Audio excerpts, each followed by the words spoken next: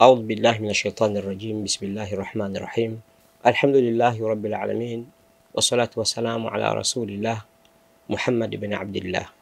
اللهم صل وسلم عليه وعلى آله وأصحابه أجمعين وبعد. Assalamu alaikum wapendwa wana mizani popote mlipo. Leo ni siku ya Ijumaa ambapo ni sawa na Dhulqaada mfungo pili tarehe 3 mwaka 1446 kwa mujibu wa kalenda ya Kiislamu ya Hijri. Kadhalika ni sawa na Mei mwezi wa 5 tarehe 2 2025, ambapo taarifa tulizokusanya hii leo, ya kwanza kabisa ni kwamba Yemen imeishambulia kambi ya anga ya Israel kwa kombora baada ya shambulio la anga la Marekani. Halikadhalika huko Israel, askari wa Mwenyezi Mungu ambao wanaendesha kwa kutumia moto wamefanikiwa kuteketeza huko Israel kambi ya kijeshi na vile vile kambi ya jeshi na makumbusho, vyote vimeteketezwa kwa moto. Na hiyo ni moja katika majibu ya dua ambazo Waislamu wamekuwa wakinung'unika na wasiokuwa Waislamu juu ya udhalimu unaofanywa na Israel dhidi ya Wafalastini wasiokuwa na ulinzi.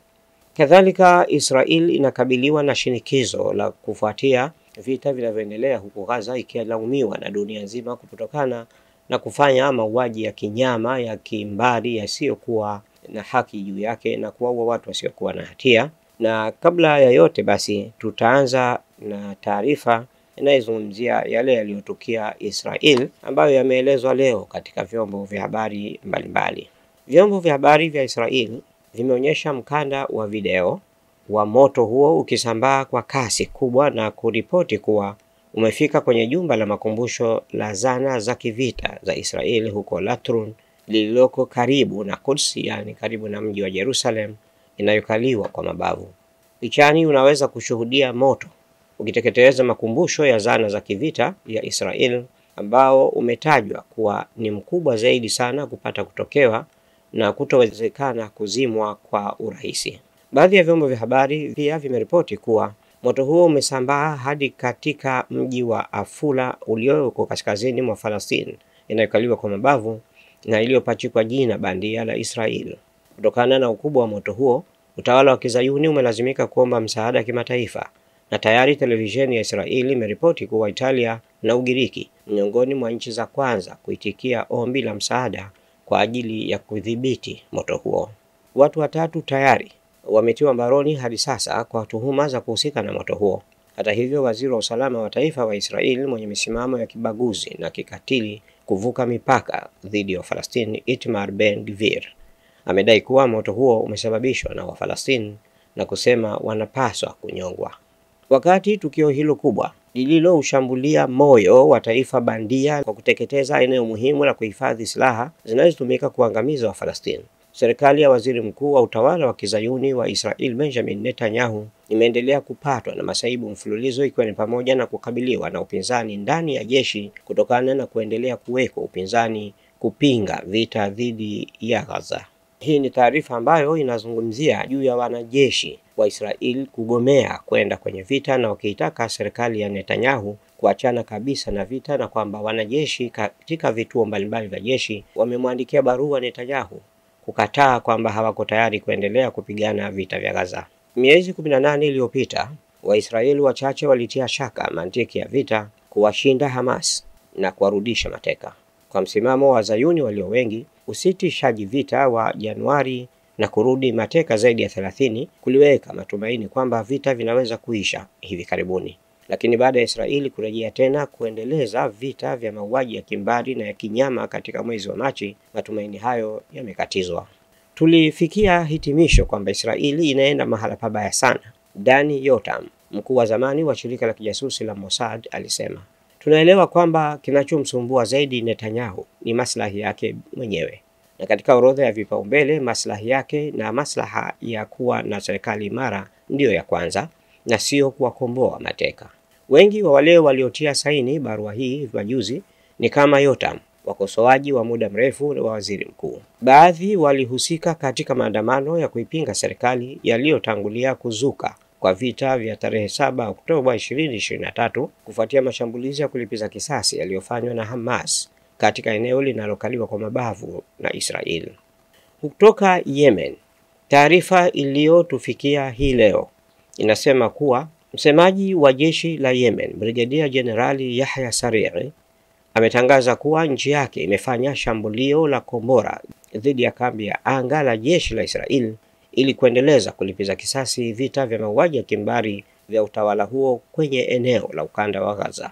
Katika taarifa iliyotolewa mapema leo siku ya Ijumaa Mei 2, 2025, Yahya Saree amesema vikosi vya jeshi vya Yemen vimefanya operesheni ya kijeshi na kushambulia kambi ya ndege za kivita vya adui Israel, Ramat David Air Base, mashariki mwa eneo la Haifa linalokaliwa kwa mabavu kwa kutumia kombora la hypersonic Falastina 2 la masafa marefu.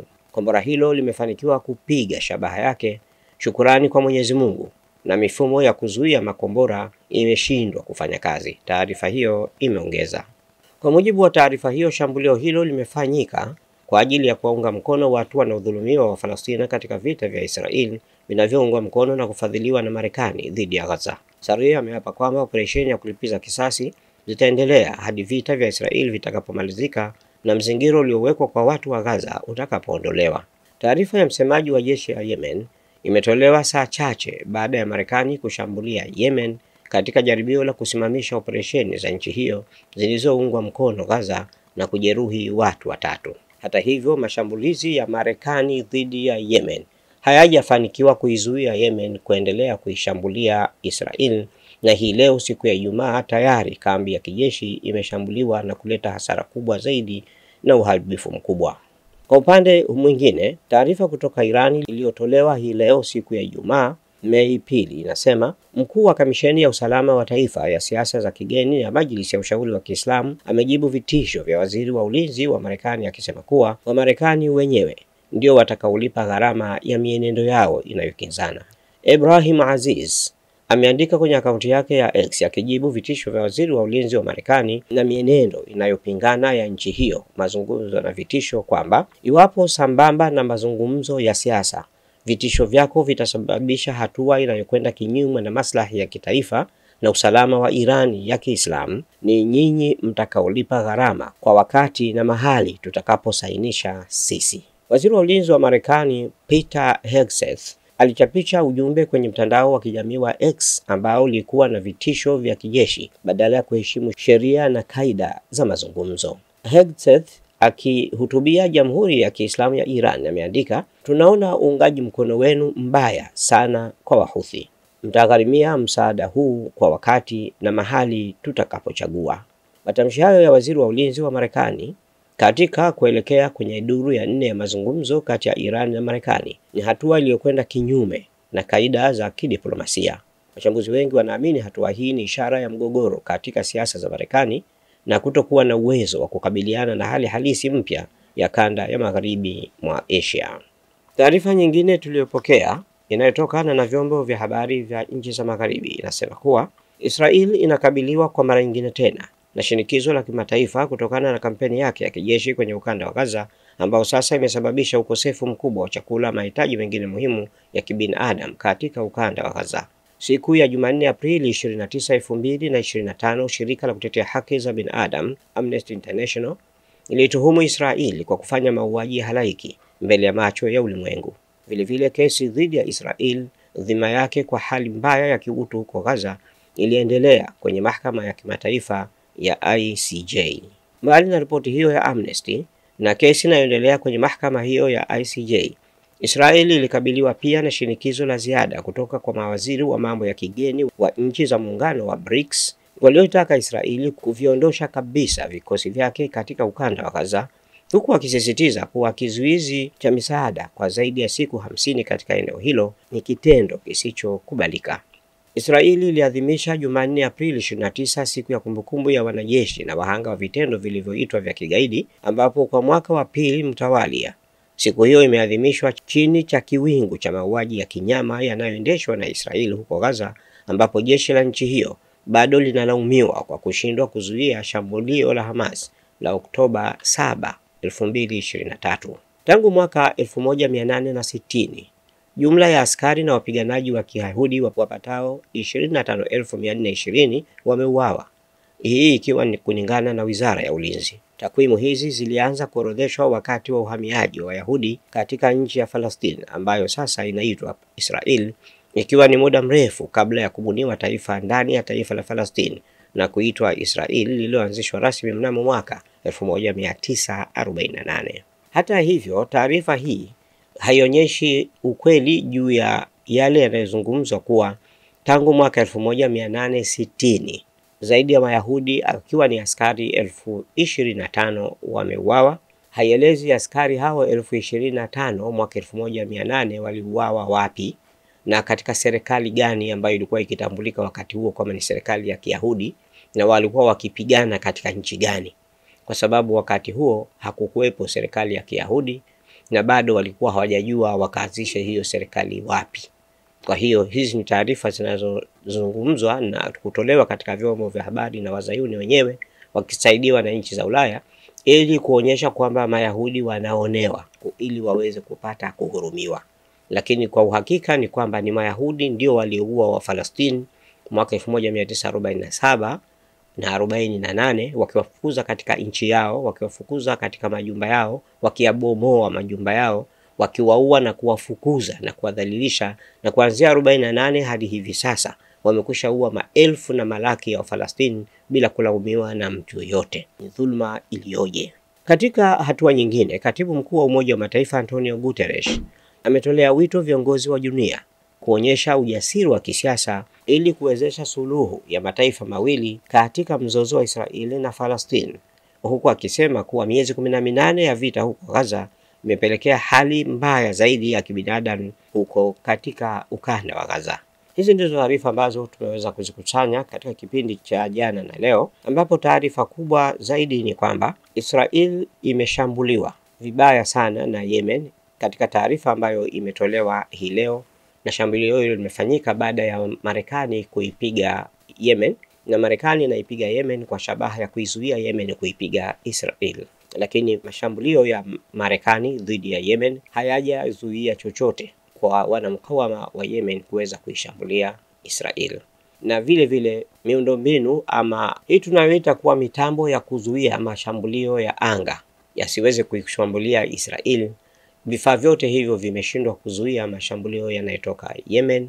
Wakati huo huo, askari wa Israel wanamgomea Netanyahu kuendeleza vita vya Gaza, na safari hii sasa ni kambi nyingi zaidi za kijeshi zimepeleka barua na kusaini kwamba wao hawataki vita, wanataka mazungumzo.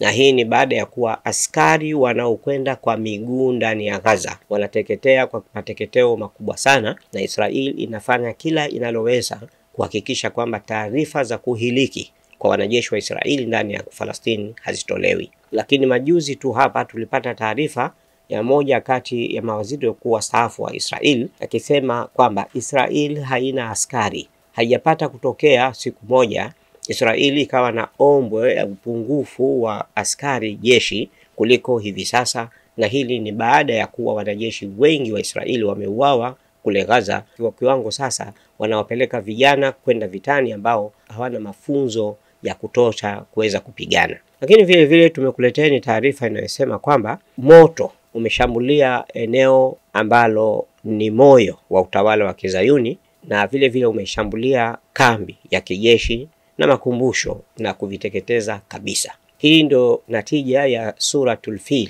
Alam tara, ndo faida yake hiyo. Mwenyezi Mungu anatuonyesha kwamba wamepelekewa askari ambao wao hawawezi kupigana naye, na hiyo ni moto, na sasa wanaomba misaada kutoka sehemu mbalimbali kuweza kuuzima huo moto. Kwa hiyo ndugu zangu, ni bado Israeli inaendelea kuwaua Wafalastini pasipokuwa na sababu, na askari katika jeshi hawana, na tuzidi kumuomba Mwenyezi Mungu zaidi ili uwezo wa Israel na Netanyahu kwa kushirikiana na rais wa Amerika Donald Trump, Mwenyezi Mungu ajalie uwezo wao ufifie na dhamira zao zififie, kadhalika wasiweze tena kuweza kuwaua na kuwashambulia Wafalastini, hatimaye washindwe na kudhalilika na Falastini iwe huru. Tukazane usiku na mchana kusoma Suratul Fil na Suratul Lahab. Alam tara kaifa faala rabbuka bi ashabil fil na tabbat yada abi lahabi wa tabba. Hizi sura Waislamu kila mahala popote uliposoma, barabarani, ndani ya basi, msikitini, nyumbani, baada ya chakula, baada ya swala, kila siku inshallah matokeo yake yatapatikana. Maadamu wanachofanya Maisraeli ni dhulma, bila shaka ipo siku watashindwa na Falastini itakuwa huru. Wassalamu alaikum warahmatullahi wabarakatuh. Usisahau kulike, kushare, kucomment na kusubscribe Mizani Online TV ili uendelee kupata mfululizo wa vipindi vijavyo.